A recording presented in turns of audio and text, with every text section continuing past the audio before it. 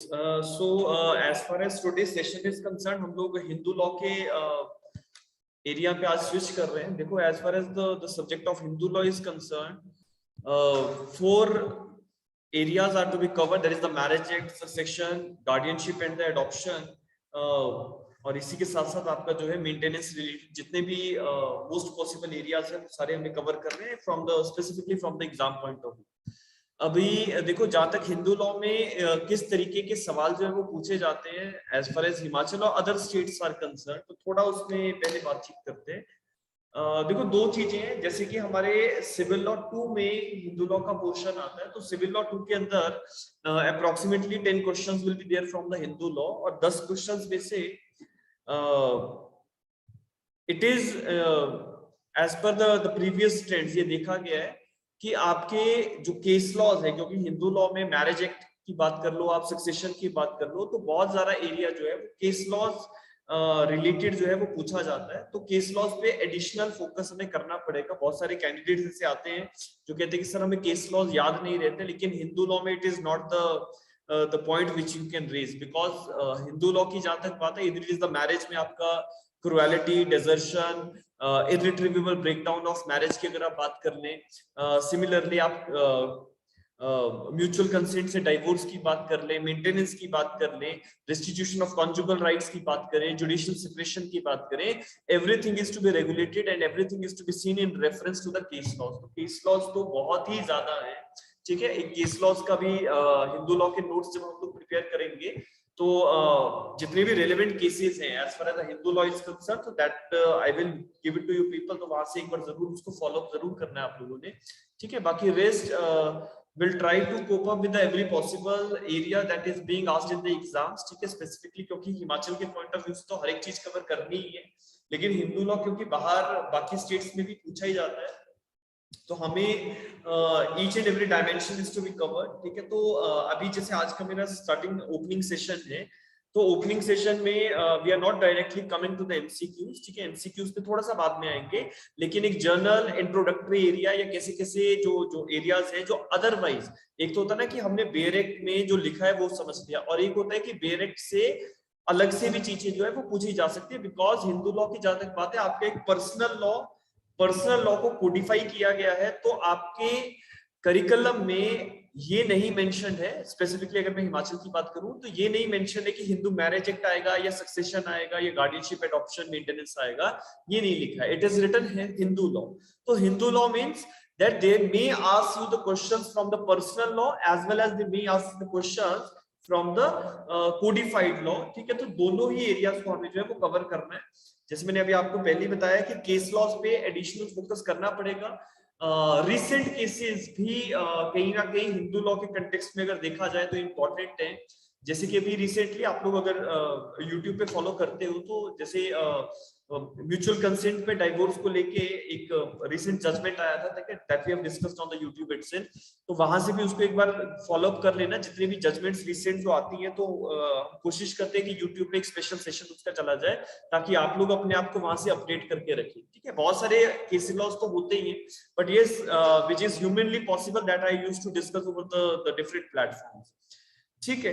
So first of all I am taking certain areas of the Hindu marriage act. किसी का कोई सवाल, जहां तक हिंदू लॉ की बात है, कोई भी क्वेश्चन है तो आप जरूर यहाँ पे चैट बॉक्स में लिख के दे सकते हैं, ठीक है. So while discussing the area of the Hindu law we can take up those particular questions also, ठीक है. बाकी जो आगे का हमारा एरिया रहेगा, जैसे कि अभी तो हमारा हिंदू लॉ शुरू कर रहे हैं आज हम, तो it may take approximately 3 days, ठीक है. 3 या 4 दिन तक ये जाएगा.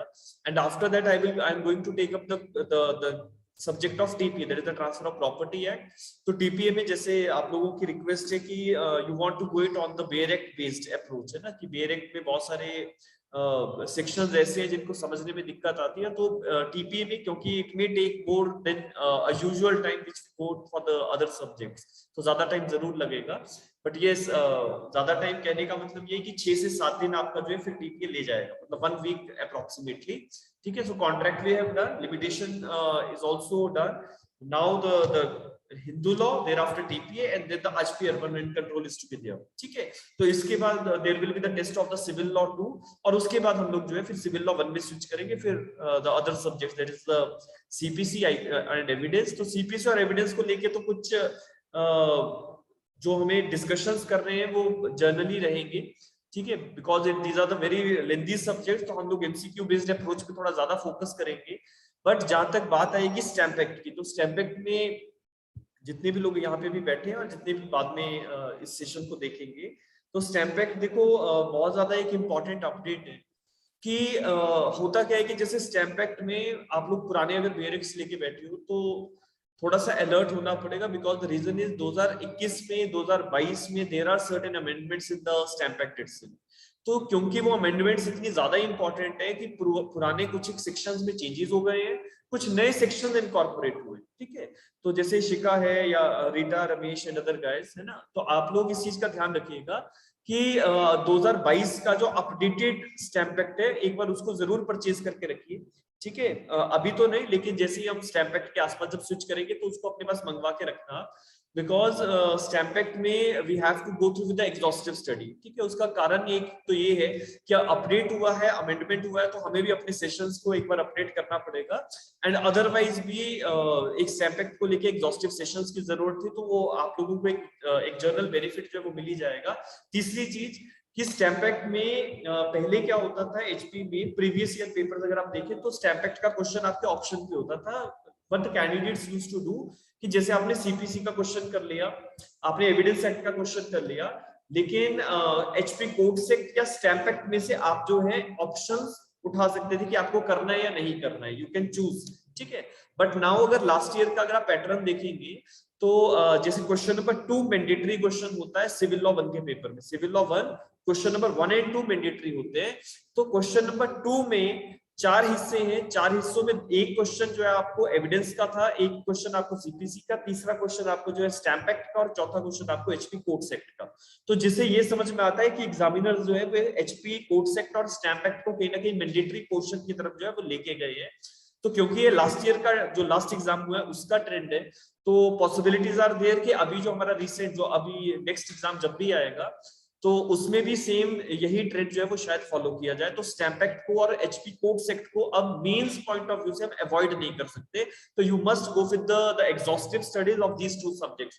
एचपी कोड्स एक्ट में तो कुछ खास नहीं है, ठीक है, we have the limited number of sections, but जहां तक स्टैम्प एक्ट की बात है you must be very much clear about the concept of the stamp act, so that I used to take up in the sessions itself, ठीक है. इसी crash course के अंदर ही हम स्टैम्प एक्ट के एक एग्जॉस्टिव सेशंस जो है वो ले लेंगे. ज्यादा से ज्यादा सेशंस की जो ड्यूरेशन है वो बढ़ानी पड़ेगी, और it may take 5 to 6 days, ठीक है. तो दो सब्जेक्ट्स जहां तक मेरा विचार है कि दो सब्जेक्ट्स जिसमें हमारा टीपीए और स्टैम्प एक्ट, इन दोनों में हमारा 1 वीक का टाइम जो है वो अप्रोक्सीमेटली लग सकता है. But when it comes to the other subjects तो उसमें हमारा वही सेम एमसीक्यू बेस्ड जो प्रैक्टिस सेशंस रहते हैं वही चलेंगे. प्रैक्टिस आप अपने रिवीजन्स अपने एंड पे करेंगे, and I am going to take up the certain MCQs and how to handle those MCQs that we will discuss over here, ठीक है.